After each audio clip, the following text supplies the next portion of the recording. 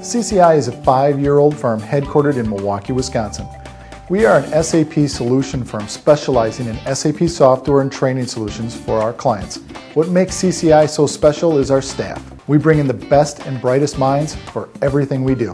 We are a revolutionary in our training, education, and solution implementation because we take responsibility. What a revolutionary idea, responsibility. We are proud to be one of the Future 50. Thank you. Don't ask, don't tell. Is it actually working in the American military and an Asian American hate column?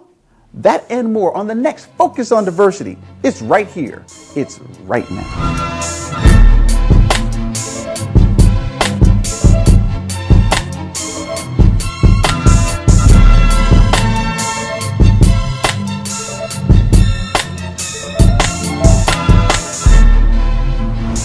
Focus on Diversity with Troy Shaw. Hello, my name is Troy Shaw, and welcome to the Focus on Diversity program. Let's introduce our very first guest. We have Christopher Carter. He is the president and CEO of CCI. Our next guest is Robert Miranda. He is the editor of the Milwaukee Spanish Journal. And now for our wild card.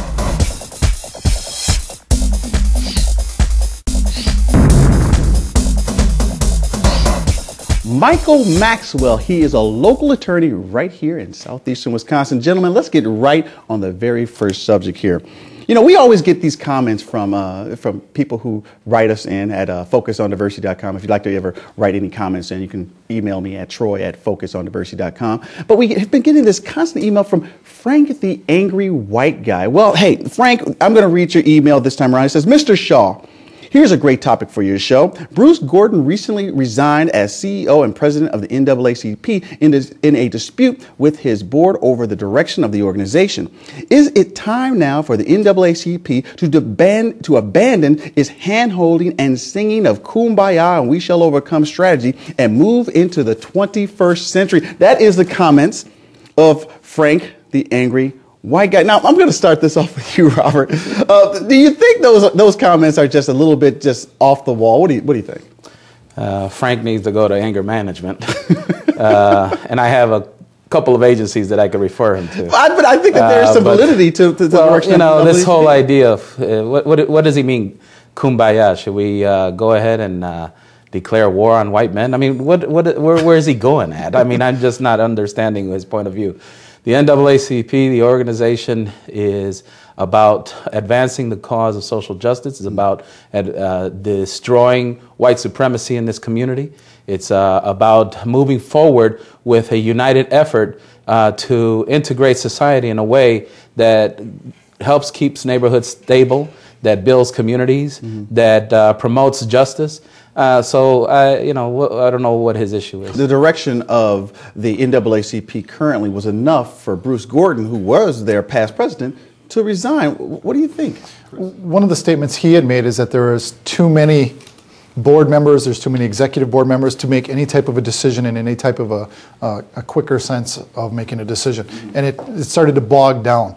I believe that was one of his main focuses of why he did step down, that he couldn't make a decision without asking 85 other people in regards to a direction, and they couldn't get any semblance of order in regards to it. So I believe that's where they started to go to.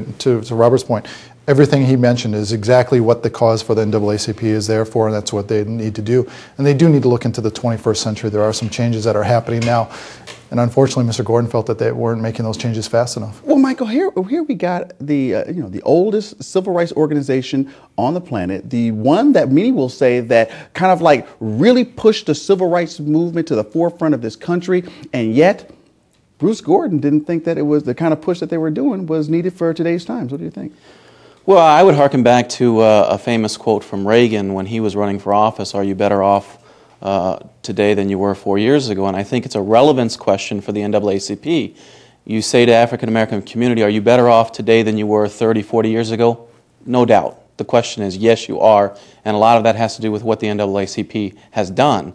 But if you ask the question, are you better off today than you were 5 years, 10 years ago, then I think that raises some valid questions as to whether or not the NAACP is still continuing to be an effective organization. And I think that's what Mr. Gordon was talking about, is maybe we need to change our methods, maybe we need to change our tactics, and certainly maybe we need to engender. Look, we're talking about 60 board members, 60 board members on the NAACP. We're also talking about 25 people in the executive committee. How can you be an effective board in today's time with an ideal set that is set back in the 1960s in 2007, Robert? Sounds like an effort to engage in a participatory democracy to me. I mean, you think about it. You got 6 people on a board. They don't represent the community that well. But if you got 60 members on the board, you have a slew of opinions, a myriad of ideas, a myriad of notions coming in to make the organization better. I'd welcome such a large number of board members.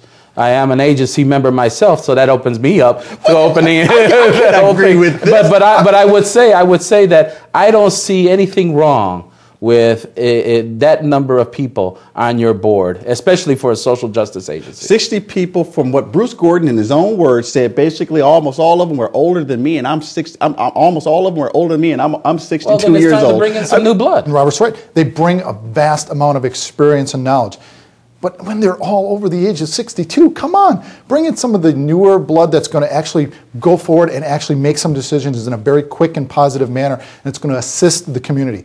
Start moving forward. Last word on this, Mike.